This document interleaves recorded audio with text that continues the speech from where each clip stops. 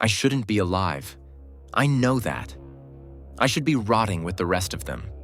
Pieces of me strung up like the others, my blood soaking the floor. But somehow, I made it out. And now, I have to live with the memories. It started as a trip. Just me and my friends, heading up to the abandoned asylum for a weekend of exploring, bad jokes, and even worse decisions. You know, the usual horror movie setup. Except this wasn't a movie. The first night was normal. We laughed, we drank, we told scary stories in the decaying halls. No one noticed the flickering shadows that moved against the peeling walls. No one heard the distant guttural breathing echoing through the empty corridors. The second night, the power cut out. We thought it was just faulty wiring.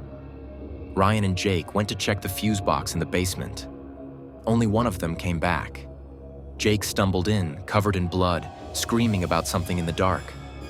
Something fast. Something that didn't walk. It crawled. His face was pale, his hands trembling, his voice barely holding together as he gasped out Ryan's name over and over. Then the pounding on the rusted doors started. We barricaded ourselves in an old office, grabbed whatever weapons we could, pipes, a rusted scalpel, even a broken chair leg. But it didn't matter, because the thing didn't come in through the doors. It came from the ceiling.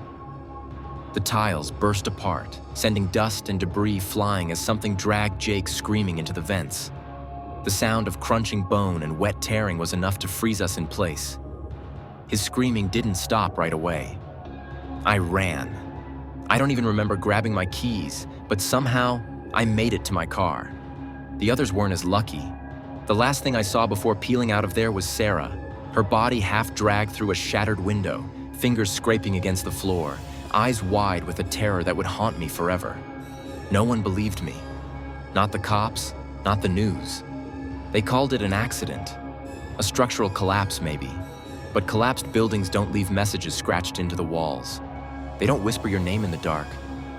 I still hear it sometimes, late at night.